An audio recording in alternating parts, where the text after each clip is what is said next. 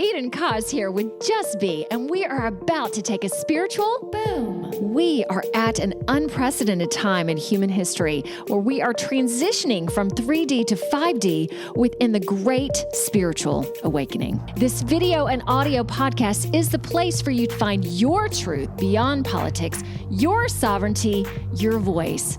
Let's kick up your vibration now. By the way, each episode ends with the Just Be practice to do just that. P.S. Just to know a little bit more about me, I'm a psychological empath, meditation master, dimensional healer, all the things to help you within this ascension. To learn more about me, visit me at edenjustbe.com. And let's get this party started. Ben, Cynthia, if you would like, I always get the energy going. So if there's anything you would like to do too, knowing you're a pilot, you do it. Okay. All right. Get this headset on straight. Eden with Just Be Spiritual Boom in association with the Grassroots Warrior Network, which is so amazing. And I've been a part of that network now, I think going on 2 months, something like that. So yay, yay, yay. So out of Sedona, Arizona, I have to present to you today, Cynthia Clark. So please, Cynthia, greet everyone. Hello, everybody. I'm so excited to be here. Yay. Love that. Okay. And y'all know, usually I do a blur, but I don't really have anything extra to talk about. So again, as y'all know, I don't know exactly what we're going to talk about on the show, but I know we're going to talk about Ascension for sure. Probably more than likely hand analysis, palmistry, Cynthia's Pleiadian influence, tarot, the higher self, manifesting and more. And I have to say this, we are on episode 86, which just blows my mind that we're getting closer to 100. Okay, May, I please read Cynthia's bio. Spiritual abundance mentor, author, speaker, channeler, pilot. Cynthia Clark. She's worked with over 7,000 people in the last 15 years to manifest all types of abundance. She meditates daily and channels messages from her spirit guides, higher self, angelic realm, and the Pleiadian Council of Light. She is the author of Stories in Your Hands, Palmistry Tarot, and the upcoming book, I'm going to say this like it needs to be said, The Mojo of Multidimensional Manifesting, as well as hosting multiple podcasts, including Ascension 17, which I just watched a cell regeneration or listened to a cell regeneration podcast you did featuring the Arcturians, which was awesome. Other 2 books, Stories in Your Hands and Love in Your Hands. She uses her gifts in hand analysis, channeling dermato-glyphic epigenetics. Did I say that correctly? Dermato-glyphic epigenetics. Dermato-glyphic epigenetics. We're going to talk about that one. And alternative healing to help others transform their lives. And we're going to talk about this too. As an entrepreneur since she was 24, a deja vu experience led her to study palmistry after selling her restaurant at 24. So I'm curious about that. Her multi-dimensional training programs not only help people with abundance, they also teach ascension topics to raise their awareness and vibration, which the show is all about, towards the higher dimensional realms. Oh, that was delightful. Anything else you want to add to that? That was pretty juicy. Yeah, that's me in a nutshell. Can we first start with, this is usually my first question, about your awakening ascension and how did you start to see everything that was going on in the world? Well, I was fortunate enough to, I call it my slave years. So when I opened up my restaurant when I was 24, I was pretty much forced to turn everything off. So I had no time to watch television. I had no time to do anything other than work. So I didn't watch TV for over 5 years while I was running my restaurant. Okay, so tell me for a second, how did you get into running a restaurant? Did you cook? What brought you to that? Because that's just a hard job. It is a hard job, but I got into my very first job was when I was 13, and my brother got me started vacuuming a Chinese restaurant on the weekends. And so he would mop and I would vacuum, and it was a graveyard shift. So we actually went to work at 2 a.m. We would finish by 5 a.m. And I did it every Friday and Saturday night for quite a number of years until I was old enough to get another job. I guess I was 13. Wow. So anyway, that's kind of how I got started in the restaurant industry.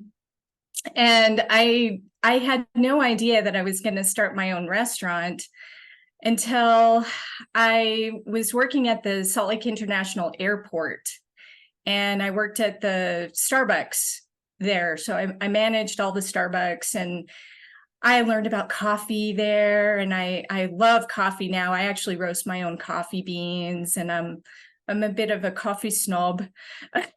So are you from Salt Lake? I am originally from Salt Lake. Yeah.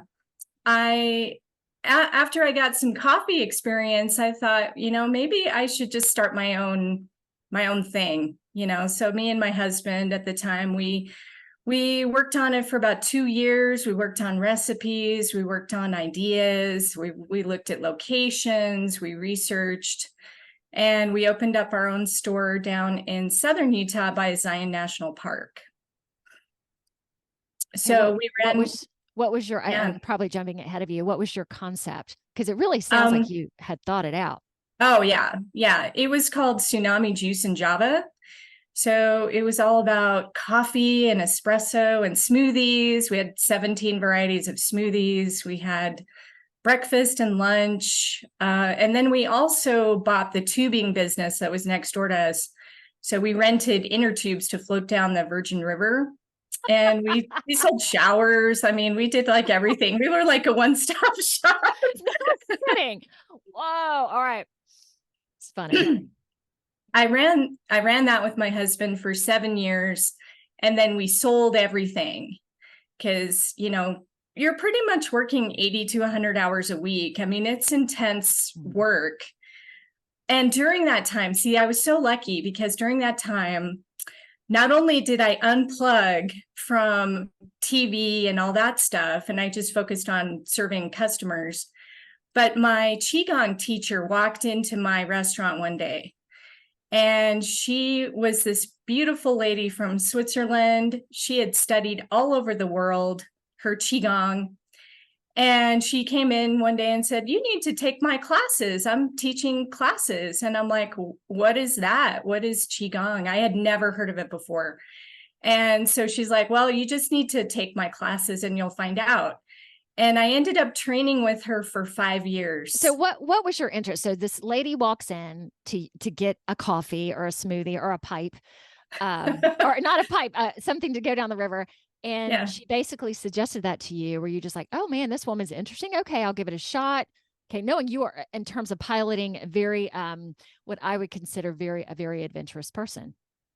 Yeah, for sure. I mean, I had taken yoga in college. So, I thought, well, okay, maybe it's a little bit like yoga is kind of how people described it. So I just decided to take her class, and I consider her my first mentor. She taught me all about alternative healing and the meridian system and how to use your body to move energy through your body, how to release illness. I used to have allergies, just as an example. I was allergic to bees. I was allergic to dogs and cats and, dust. Every morning I would just be blowing my nose like crazy because it's very dusty in southern Utah. And one day it just all disappeared. It was amazing. And I talked to my Qigong teacher about that, and she's like, "Oh yeah, Qigong can heal that kind of stuff." And so I'm like, "Wow, that's amazing." So I pretty much got rid of all my allergies from healing. Was it gradual, or did you just wake up one day and go, "Oh, this has stopped," and the next day I'm not having these symptoms anymore? How did it occur for you? It occurred very suddenly. Wow. So yeah, it was literally like I noticed suddenly I wasn't reaching for the Kleenex. And it's like, how can this be that I'm not reaching for my Kleenex every morning? And I could breathe, suddenly I could breathe better. I mean, it was really pretty remarkable. So that was the start of it. So that opened the door for you to more. What happened after that or during that? Well, after I sold the restaurant, I was retired at age 31. And so I did what retired people do. I got an RV and I traveled the country and I was just retired. I took off like a couple of years, but after like the first year, I started getting a little bit bored because I was too young to be retired. And especially going from like super, super, super busy to not having anything to do, that almost like shocked my system. And I actually just didn't know what to do with myself. It was really weird. So I ended up going to the library one day and I picked up a book on palmistry. And that's when I had my deja vu experience. I just felt like I knew the material. I had studied the material before. And then I got this message from Spirit saying, you need to study this again. And that was the exact message. You need to study this again. That really took me down a whole new path. And so I started studying every book on palmistry I could find. I found my teacher online. I trained with him for about 3 years online. And, I started reading all my friends and acquaintances' hands. It was really cool. And then I had a really positive response. It wasn't what I had expected because I didn't have any expectations really, but I really didn't know what was going to happen. And the response was just really positive. So I'm like, I think I should maybe make this my next career. And so that's how I ended up moving into hand reading, and then I started working out of different stores in Salt Lake City. I found some metaphysical stores that I worked out of for a number of years. And yeah, it was the start of that whole road. Well, all right. Was that the first time that you heard from Spirit that consciously in terms of you know this already, just dive more into it? I would say that was the most profound message that I had received up to that point. Although looking back at my Qigong teacher, obviously, she was guided to go into my store and everything is so divinely orchestrated and you're just being led the entire way. It's just, it's amazing. Especially if you open up to that and that phrase of, oh, everything happens for a reason. Well, it sure does. And some of it could be because you're having not so great thoughts about something. So you are going to have something not so great happen to you. Yet if you are open to the magic and request the magic and desire the magic, that's when these synchronicities really start coming. And Cynthia, I don't know about you, I can look back now in my life and go, oh my gosh, I didn't realize how divine that was. Oh, look at that little thing. And especially now, it's just like everything is clickety clacking, which is so awesome. I want to ask you about palmistry because and probably when a lot of people think about it, you see the the woman with the crystal ball. It does feel very like the word psychic still for many people gives this image that is not really what a psychic is. Were you confronted with that at all? Or it sounds like you said that it was very positive in terms of your experience. Did you have to explain it to others? Or because I would like for you to explain it more to us too. Oh, sure, sure. I did have some negative experiences where I was called a witch. I was called demonic. Yeah, I mean, I've certainly had that experience. Okay, can you tell me about what situation were you in when you were called those names? Like at the metaphysical place that you worked? I doubt there, but where would that have happened to you?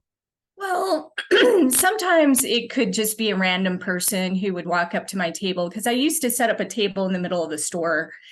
And yeah, occasionally somebody would come up and they just would pass a judgment on it. And, I did have to be rescued a few times by some of the employees.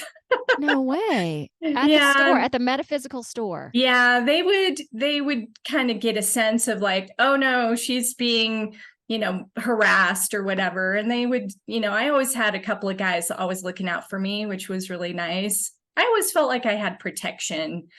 So it was never really out of hand. But I mean, it's just sort of been here and there where I've had that happen. Sometimes when I tell people what I do, they would pass a judgment about it. Oh, you shouldn't do that. Oh, that's demonic. It's like, well, actually it's not. You don't know anything about it if that's what you think it is. Okay, so tell us what it is. Yeah. So hand analysis is a reflection of who you are. It's your mirror to who you are. Beautiful. How can that be bad? I mean, it's imprinted on your body.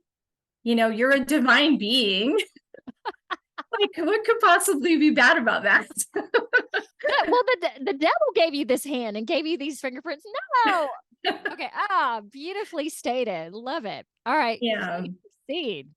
Yeah. So for me, the hands are a language, and they are a way to understand the language of you.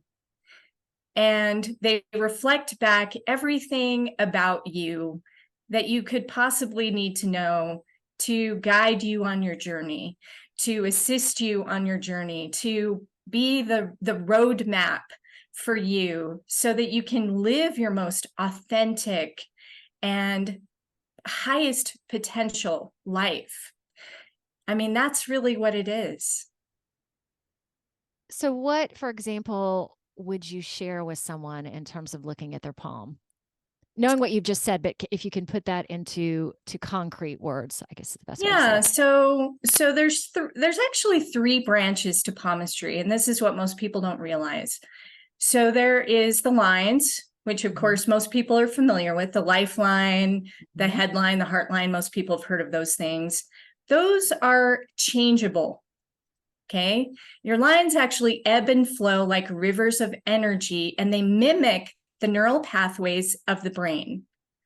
So I've tracked people now over 15 years, and I've seen changes in people's hands, and some of them are quite dramatic. So we're not stuck in our fate. This represents our free will aspect and how we interact with our environment. So all of that is in the lines. Okay. So then there is the hand shape. Okay, that's the branch called chirognomy. And that forms on your hands by the time you're about 5 or 6 years old. And that's going to represent your deep subconscious personality archetypes. So when you think about your hand shape when you're a baby, right? Everybody starts out with little earthy hands. Everybody puts everything in their mouths, right? They're just like you're absorbing your environment as a baby. And so you're developing your personality. And by the time you're about 5 or 6 years old, you're actually moving out of the subconscious brain states.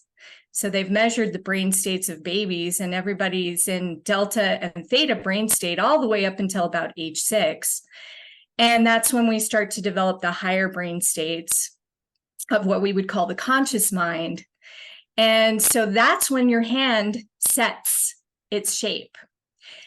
And then, of course, we have the fingerprints, which are the soul imprint. So those form actually 5 months before birth, and they're fully formed at that point, and they never change. So when you think about being a soul coming into a body, coming into this lifetime, this experience, you came in with a plan, with a roadmap to guide you. And what does your soul want you to experience? And that is what your fingerprints help you to realize. And so there are patterns in the fingerprints, and I read them just like a map.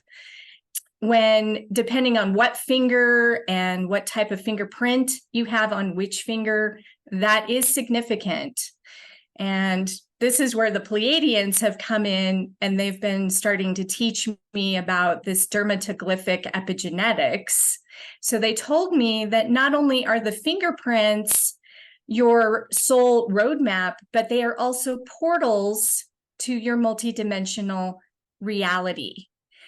And so now they're teaching me about the portals, how to open the portals, how to access the portals, how to work with them, and how to use them to actually elevate yourself past your given agenda.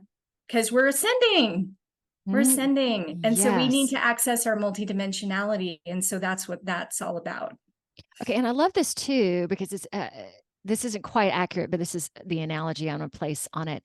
Like taking this kind of old school practice methodology and then combining the Pleiadians into it as well. So you are really growing the practice, expanding the practice. The way I worded it, does that kind of explain it or make sense? Yeah, I would definitely say it's taking palmistry to another level. Mm-hmm. And I mean, I've studied as much as you could possibly study in this discipline. And to me, it just makes so much sense. You know, the information that I'm getting from the Pleiadians, it's so inspiring, and it really can empower you. And that's really what I like to help people with is empowerment, because we don't need to be victims anymore. We don't need to stay stuck in our situation. We don't need to be in the what the Pleiadians call the not self. You know, it's like being stuck in that not self energy. It's like that is temporary. You know, all of that is temporary. And so if we consciously work with our hands and consciously work with the portals, it can open up so much in your life, and it can change things quite quickly. So it's very exciting. So do you, when you meet with a client in terms of working with their hands, do they have homework to get into these other dimensions? Or yeah, explain a little bit about your process with that. I am moving more into working in groups, Mm-hmm. and I have programs that I have set up for people to work with me. So the Pleiadians actually gave me a process called the Cosmic Heart Reconnection, and it's a way to open and activate all of your palm portals simultaneously. Gosh. Oh my gosh. Can I say awesome? Let me just interrupt this for a second. Oh, awesome. Okay, go ahead, please. It is totally awesome. And so when people join my program, that's like one of the first things that I want to do with them is make sure that they have that activation. And it can really just help you to manifest more easily too, because if you're blocked and if you're struggling, it's like, okay, well, let's just tap you into your multidimensional self right away, and then it's just going to make the process just goes much easier. Okay, and let me put in there the point of the show is not to sell products or to sell what someone's doing, but just to go, hey man, people, there are these things and people and tools out there that are just amazing and that will help you ascend. So I am just, part of my job or my role is to put them out there so people know that they exist, because what you're doing, there's probably more of a community, but this is one of those things that I'm not quite familiar with too. So this is a great, just hearing you talk about it, Cynthia, it's just wonderful for me. And I'm assuming you are probably the only one. Well, don't say only one, but the connection you have with the Pleiadians, that makes your work very unique, I'm guessing. Yeah, I actually learned about my Pleiadian connection when I started seeing the number 717, like over and over and over. We're talking 5 times a day. So in my face. It was just crazy. And this was after I moved to Sedona. I've been in Sedona now for a little over 5 years. And it's so interesting. I don't know if you've ever been to Sedona, but people talk about the vortexes here. And, it's a very metaphysical place and very spiritual. And I mean, I was sort of led here. I didn't even really choose to come here. Yeah, how'd that happen? So being Yeah. in Salt Lake still, and then just, okay, it's time. No, I had actually moved a few times. I moved to Aspen, Colorado, I ended up getting divorced there and remarrying. I found my new husband there, and I was there for about 7 years in Aspen, Colorado. But I was pretty much living out of a suitcase for like 3 years. Housing is quite difficult in Aspen, and it's very expensive. But I was guided to go there, and so I made it work. I I found another place to work out of on Main Street in Aspen. I did that for a number of years. But once I got remarried, my husband, who's from Aspen, he was like, one day he just woke up and he's like, I feel like we're moving. And I'm like, really? Where are we moving to? And before this, he was like, I never want to leave the Valley. Like, I never want to leave Colorado. And so this was really profound. And so we opened up a map of the United States and we started looking at locations. And so we decided, hey, why don't we go somewhere neither of us have ever been, so that we don't have like a history or, baggage, that sort of thing. And we decided to move somewhere warmer because I was in pretty much winter 9 months out of the year, which can be difficult. It's 8,500. We lived at 8,500 feet. So we both decided to check out Sedona. So we hired a real estate agent and we were like, okay, show us houses. So we booked our trip and we looked at houses. Neither of us had ever been here. And so I'm like, well, if we find the house that's our house, we're going to move. And so sure enough, we found the perfect house. It had been on the market for over 2 years. It was literally waiting for us. And I'm like, I think we're moving. We did. We just moving. So y'all didn't go to a whole bunch of different cities. We're going to Sedona, and if there's a house there, and obviously you really enjoyed it there or felt the attraction. Yes, immediately. Oh. And I just felt like, wow, this feels like home. And it was so warm and welcoming, and it was so incredibly beautiful. And I've always lived in beautiful places. I mean, Aspen is beautiful. Zion National Park is, so for me, it was like, wow, Sedona is even more beautiful. I couldn't believe it. It was, yeah. And it is something about the energy here. And so it's funny how when I ended up here, I started, I continued my meditation practice, which I've been doing for 20 plus years now. And I do this process called automatic writing.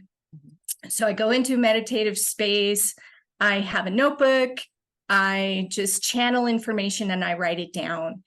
And so that's when the Pleiadians started to come in. And I started seeing that number 717. I'm like, okay, what is up with this number? And I actually ended up going to Scottsdale and I found a lady who does QHHT hypnosis. I don't know if you've heard of that. Oh, yeah. I love that modality. Mm-hmm. So anyway, I got to talk to my higher self, and my higher self said, oh yeah, you have Pleiadian ancestry. And so that was when I really learned. And then through my automatic writing, I also learned that you can determine your ET lineage through your fingerprint patterns. And so they taught me how to read that. So that was really remarkable and new information. Okay, I have 2 questions for you. Yes. So, well, first, is your husband currently, is he very spiritual or connected to what you do? How would you describe his spirituality? I would say he's very spiritual. He and I have both 7 as our birth path number, which is the number of spirituality. He's very intuitive. He's very observant of things, and he picks up stuff really easily. I would say that he was an open skeptic when we first met. So I actually read his hands on our first date, and I'm like, okay, you know what I do, lay him out. We're at the restaurant. Part of that is seeing how accepting he is, or if he listens. Yes. Or, very important. Okay, so go ahead. At the restaurant. Yeah, so he opens up his hands at the restaurant, and I immediately look at his archetype, right? And I'm like, oh, you're very compatible with me, is what I'm thinking. And I also noticed that he was a storyteller, and he had a mark in his little finger that indicated that. And so I told him that. I'm like, oh, you're a storyteller. And he's like, yes, I am. And, but that's what makes him fun. He's always fun, and he's really fun and funny. And, he doesn't take things too seriously most of the time. And he's very open to what I do. He's super supportive. So when you read it to him the first time and you got things right, let's call it that, was he just like, oh, okay? Did it open his eyes a little bit more towards acceptance, or, this woman got some stuff going on? What was his reaction? Well, obviously y'all are Well, married. he met me in that store where I was doing my readings on Main Street. That's where we met. And he says that he was drawn to me from the very beginning. So he was connecting to a past life that we had together, and he recognized me immediately. And it took me a little bit longer because I was in and out of other relationships. So it took me some time to get through all of that. But yeah, he recognized it right away. That's so great. All right. My second question was, in terms of your meditation practice, you said you practice daily still. So you've been Yes. doing that for like 20 years. Yeah. Okay. What is that process like for you? How does it work? Well, I do some variety in my meditations depending on how tired I am, because I like to do longer meditations. I love to do 33 minutes when I can. I love doing an hour. I love doing 2 hours if I really have time. Oh my gosh, I love long meditations. I actually sit under a pyramid. So I have in my house, I have this big pyramid, and I sit under that, and I face north. So I mean, I have it pretty specific now. I turn on my meditative music, and I usually set a timer. If I don't, I could be pretty much out for the whole day. So I have to set a timer. So I'll set it for usually 33 minutes, sometimes 40 minutes if I am, running extra time. And I have my notebook next to me, and I always have a pen. I always have two pens just in case one goes out, because I never want to miss a transmission. And so so after I close my eyes and I tune inward, I basically just wait. And then when I feel prompted to grab my notebook, I do, and then I'll just start writing. So So, does grabbing your notebook happen every time? yeah, it definitely comes in every time. If I have my notebook, it always comes in. Sometimes I do guided meditations though. So I do my own guided meditations that I've recorded. Mm. I used to listen to some other people's guided meditations too. So it just depending on what I feel like I need for the day. But my meditation is one of my favorite parts of my day. I love meditating. Give me your feelings on this. I personally feel like for me, meditation was the door opener to God, spirit, source, and also the opener that, because at the time when I started doing this practice, I had tried to connect to God. So I grew up in Statesboro, Georgia, which is a very southern, small town. And I say, luckily, there was a college there. So there was a little bit of a little bit of expansiveness in this not expansive community. So I grew up where everybody went to church and my family did not, which was just unheard of, essentially. So I read the Bible, pedaled my bike to church, and that didn't click for me. So I abandoned, well, I can say it this way, abandoned God, abandoned faith, whatever you want to call it. And then meditation, I went to a class just to get work-life balance, not realizing I was going to find God and I was going to, so I stress, and it's so beautiful talking to you about your practice, that I feel meditation is so important. It is your link to all that is, essentially, your link to God. And when you're in that quiet space, amazing things happen if you allow it. Absolutely. Hmm. Okay, would you agree to the importance of meditation, or how would you word that? I would agree 100%. It is one of the best ways to get into your superconscious mind, to bypass the conscious, to bypass the subconscious, to get straight up into the higher dimensional realms. You need to meditate. And, I first learned about meditation. This will go in my book, by the way. It's really funny. I was taking an accounting class in high school.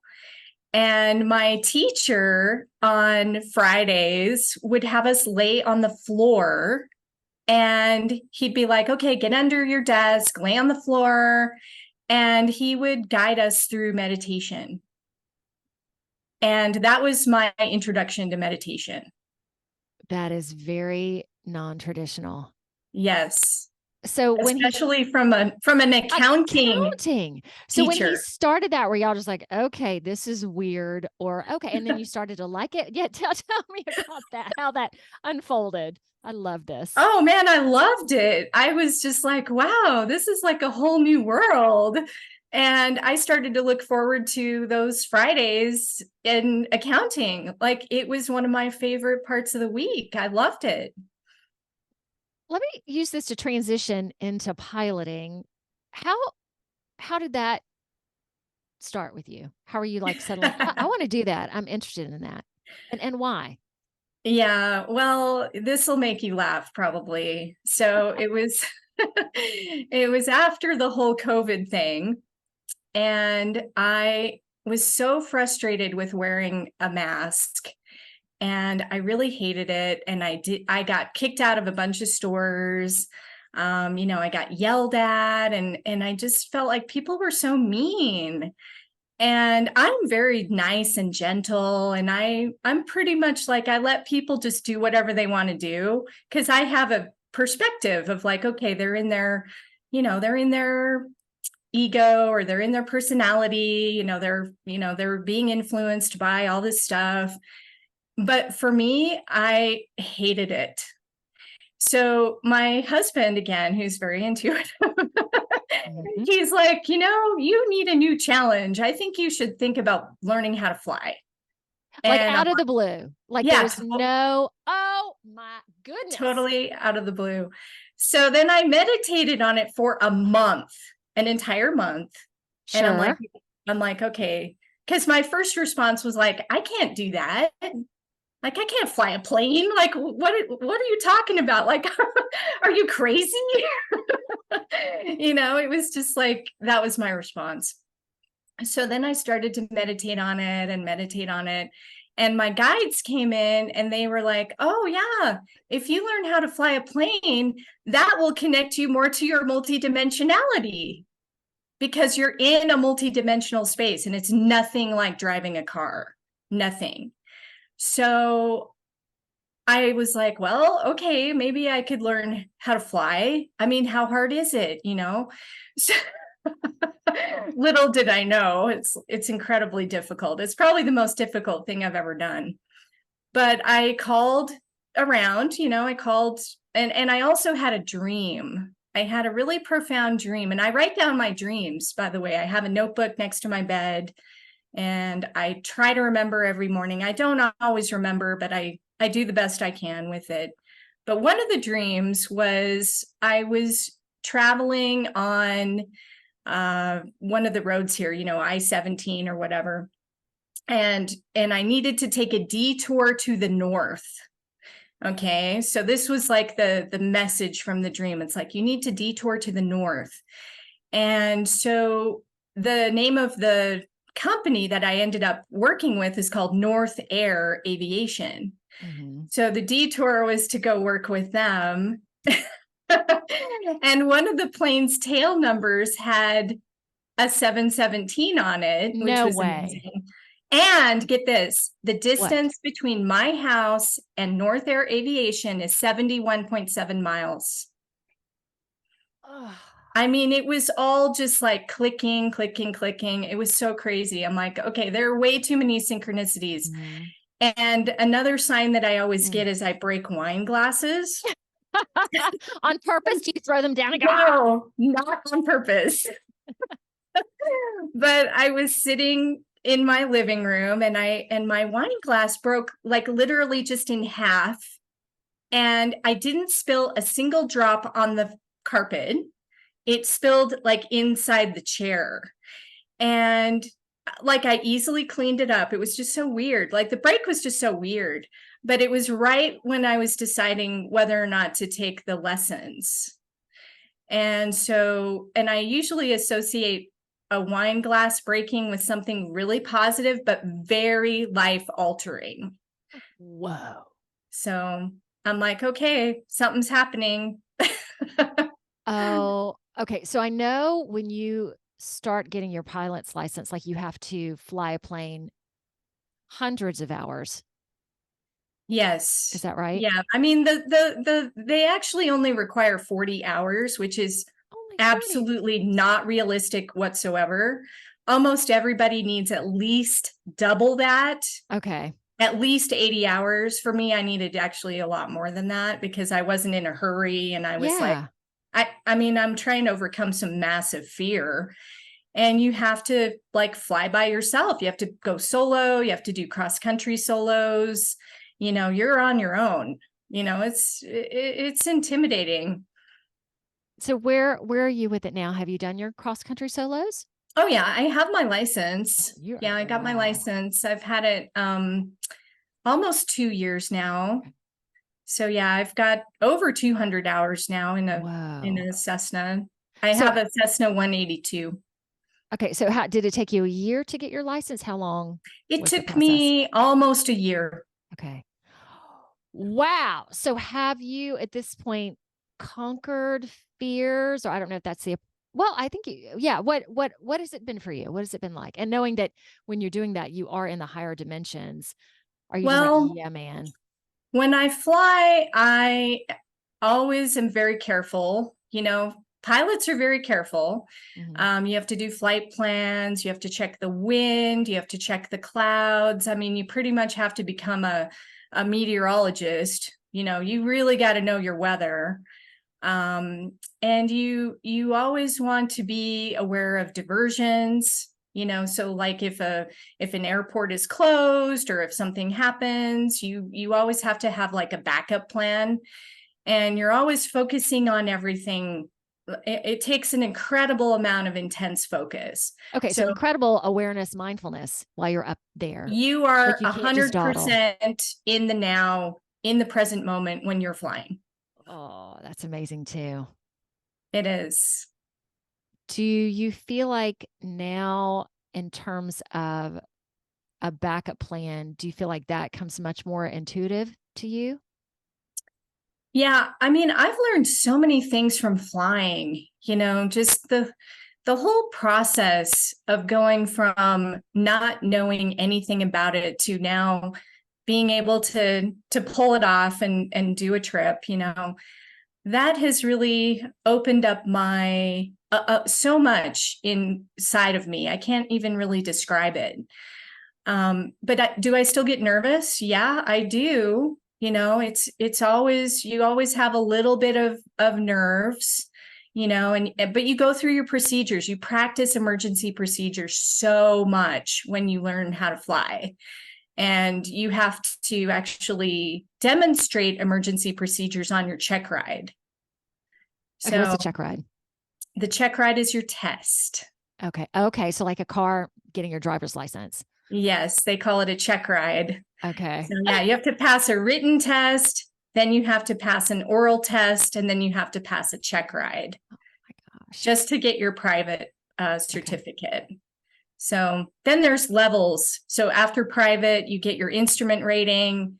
After instrument rating, you get your commercial rating. And then after commercial is CFI, or certified flight instructor. And there's 2 levels for that. So So wonderful. Is there, Cynthia, we're going to go to the practice in a second because time has flown by. Is there anything else you want to talk about before we do that? Because there's actually still a whole bunch we can talk about. Yet, as I said that, I have this question for you. I feel it coming through. If you were going to recommend one thing for people to do to either start their ascension or to move more into it, what would you say? Well, meditation is definitely top. I mean, top on the list. You can't go wrong with that. And asking the right questions. It's all about like, what do I need to do to change, right? So I could run through the 7 aspects of ascension really quickly with you if you're interested. Yeah, that'd be great. Thank you. So yeah, my spirit guides gave me this list of 7 things that are associated with our ascension. So step 1 is opening to change, right? We have to be able to change in order to move into a different dimensional reality. If we stay the same, we're going to just stay where we are, right? So being open to change is a big one. Step 2 is neutralizing karma, right? We have to be a nice person. We have to start thinking in more of a loving way, right? We can't hold grudges. We can't be judgmental. We can't be angry. We can't hold on to those lower vibrational energies. We have to neutralize our karma. Step 3 is discovery of self. We have to know who we are. That's where the hands come in, right? That's so important. Step 4 is embody the exalted self. So it's when you learn about who you are and then you express that exalted aspect of who you are. That's important. Step 5 is learning your lessons, right? We're all here to learn lessons, and we all have different ones that we're here to learn. The sooner you know what they are and the sooner you start working on them, the better. Step 6 is connecting to higher states of love and bliss. So yeah, we are here to move into that love energy and be more loving, right? That's what we're here for, because the universe is love. The universe is here to assist us, right? The cosmic heart consciousness is loving, and we just need to recognize that. Okay, and before then you step read the 7, last one, can I say something, Cynthia? yes. If you are listening or watching this podcast, the vibration is coming to you right now. So I want to make that crystal clear. Proceed. Yes, it is. That's what I love about this. Yes, it's so amazing. And then step 7 is co-creating with source. You are here to co-create. You are a co-creator. And we all have things that we chose before we incarnated, of things we wanted to experience and things we wanted to express through us, through our individual selves. And that is definitely something that people should be asking themselves, like, what wants to co-create through me? All my projects have been a co-creation. This book that I'm about to publish is a co-creation. So that question. Yeah. Woman, this could have been a practice. This was so amazing. Yet I'm going to ask you now to do another practice, but we just had one. So yeah, that was, thank you so much for sharing, because I love that question. Say it again, because I wrote it down. What wants to co-create through me? I left off me. Okay. So if you can take that, please, and share more with us in terms of the practice. For okay, sure. Yeah, I wanted to share just be practice. That, well, first off, there are 8 essential intentions that my spirit guides gave me to be more abundant. Okay, so rather than get into all of them, I'll just talk about the first one. Cool. And then I want to read a little bit from the Pleiadian Council of Light, and then we'll do a little meditation together. But the first one that's probably the most important is that you know that you are a magical manifester of any abundance. You are a being of light. You are a being of infinite soul, right? Your soul is eternal. And so when we can reconnect to that knowingness, then we can open up our abundance. And you need to be in an abundant space in order to ascend, right? Because if we're in that not self energy or that frustrated self, it's going to be difficult for you to move forward in your life, right? This is why we need to focus on knowing what we're actually capable of. So the Pleiadians, what I love about them is they want to empower us. And that is how they are. I mean, they're just so amazing.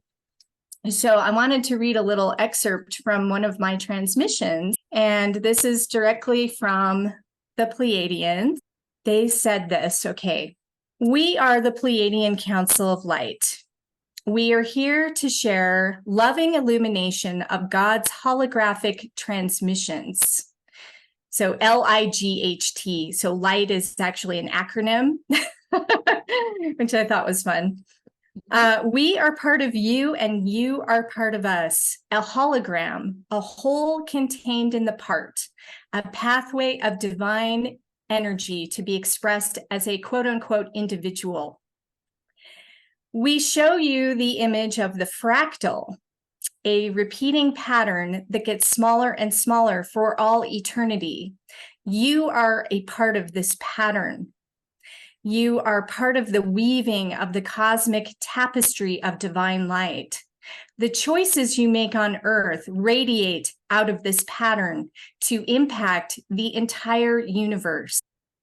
We would like you to understand the importance you all have, the power to reverberate love into the field.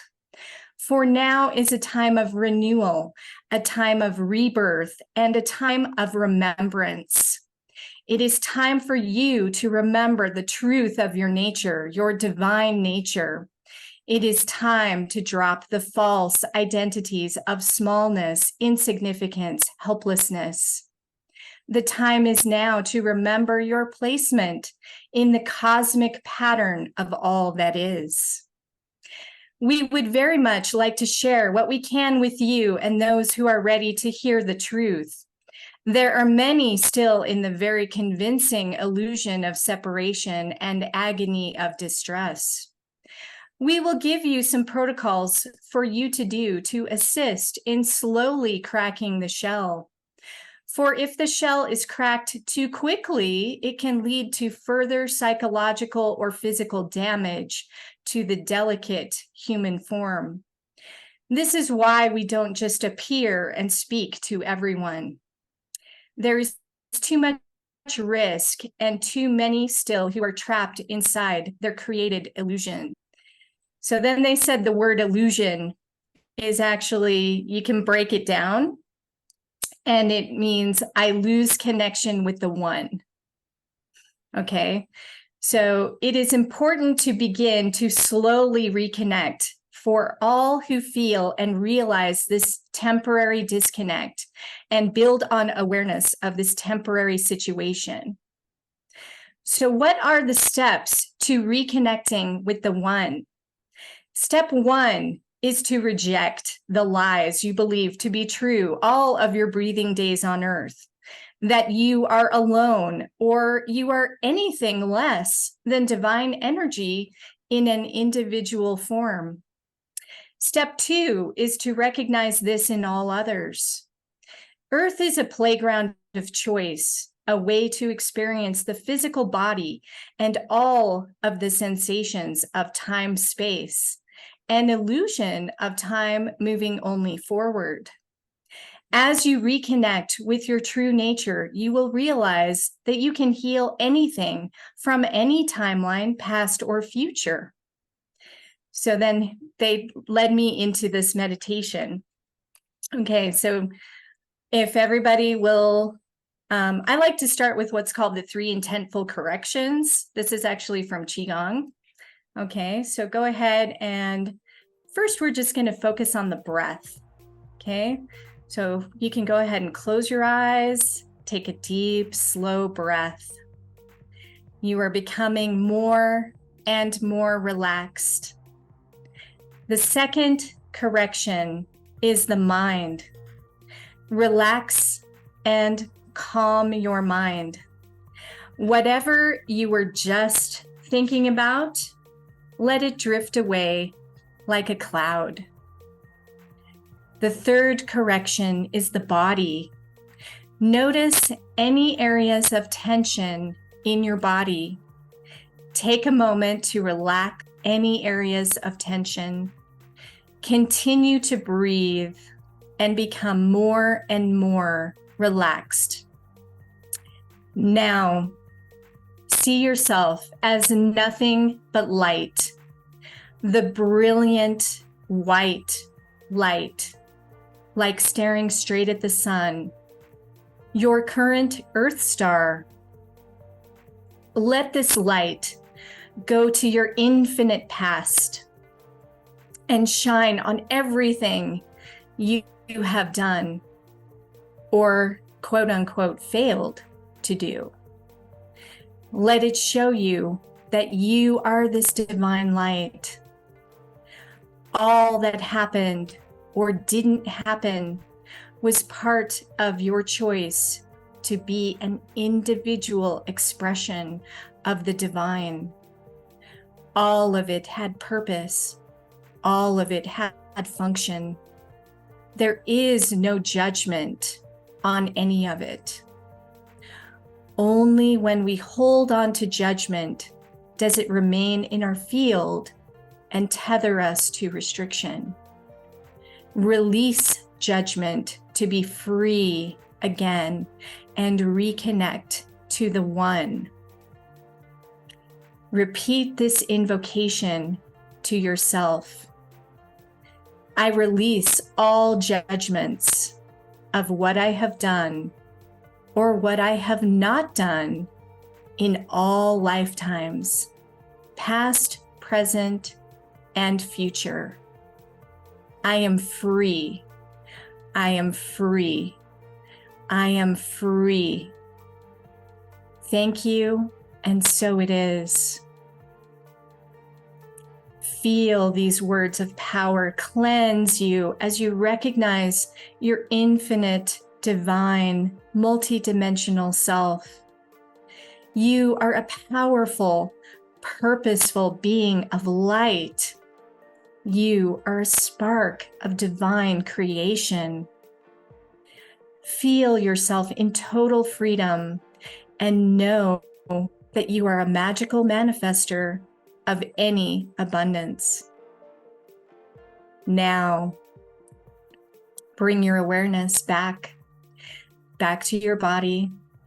Allow yourself to be aware of this brilliant light and let it settle now into your heart, your pure and precious heart. Know that you may expand this brilliant light at any time. And when you're ready, you may open your eyes.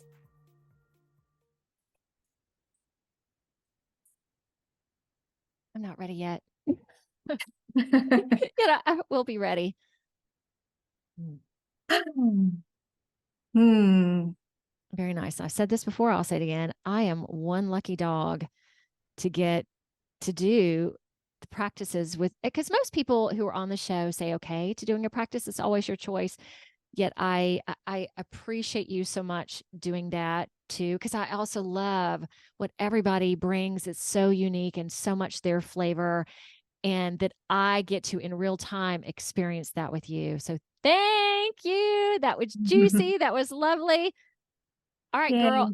This was perfect. Time-wise was perfect. Is there anything else to close us out with? If you think you're on the ascension path, then you are. There you go. And obviously I'm going to include all of her links there if you want to connect with Cynthia.